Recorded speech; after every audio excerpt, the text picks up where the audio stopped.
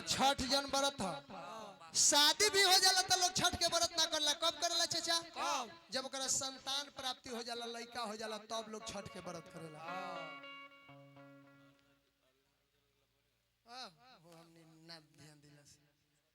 छठ पूजा वाला गा देता नहीं आला रुदल हमने ना गइले चाचा। वो आला रुदली लोग विपुल भैया एने के लोग जे बस नदी के गावेला। अब हाई बेंजी वाला हालांकि ने बजौले बने त बजा दिए, लेकिन हम ही भुला गए। मनीषा राज जी गई है। हम मनीषा राज त आला रुदल लेके कूद कूद के गावेला। बहुत सुंदर।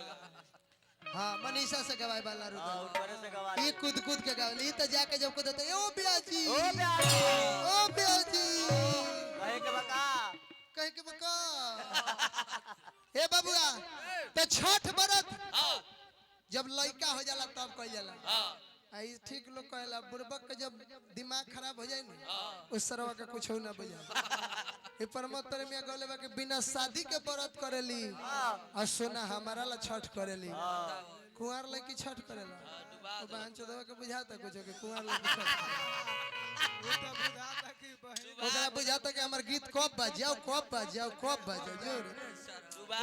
लेकिन सोनू सरगम में वही आरा जिला प्रमोद प्रेमी के गांव के बारे ऊ गौले बारे कैसे गौले बारे अरे कि सुखवा भइले हरे सपनवा ये छठी मैया दुखवा हरबू किना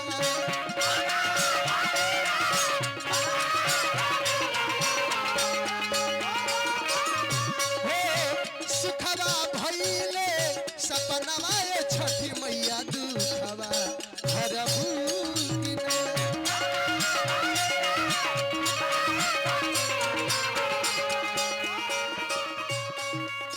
हरबू किना दुखवा हरबू किना हरबू किना दुखवा हरबू किना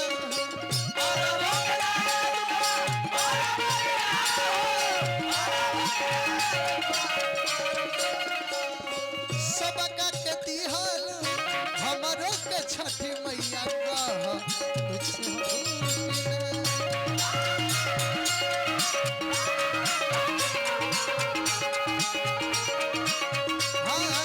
सुखवा भइले सपनवा छठी मैया दुखवा हरबू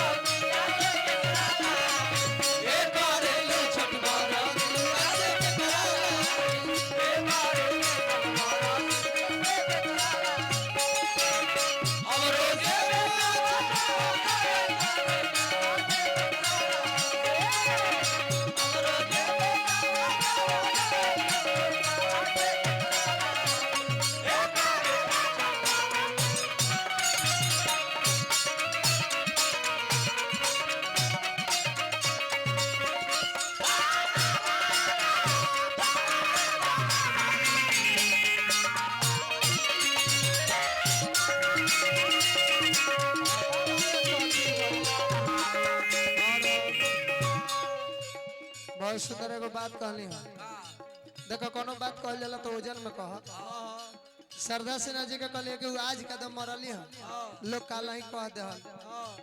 अब हो गई हो मिस्टेक लोग से तो काहे के लोग के गरियाते हम तो ना डालिले पोस्ट। हम जकरा बारे में ना जानिले जकरा के ना चिन्हिले ओकरा बारे में डालबे ना कर ओसे का हो गइल हम डाल दे पोस्ट की श्रद्धा सिन्हा जी मर गइली तो श्रद्धा सिन्हा जी हमरा ला वजह सीट खाली क के रखिए का के मंजे मसिया आवे वाला भगवान से हमने कितना प्रार्थना कर सकता नहीं जा कि जे छठ पूजा के 3-4 आदमी के गीते बजेला।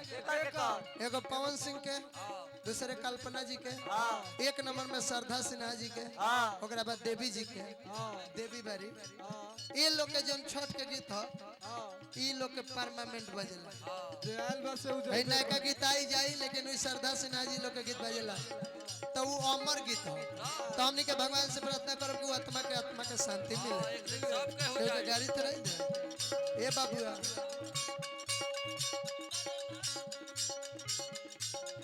फलवा ले आइल बानी कलश में भर के माई हो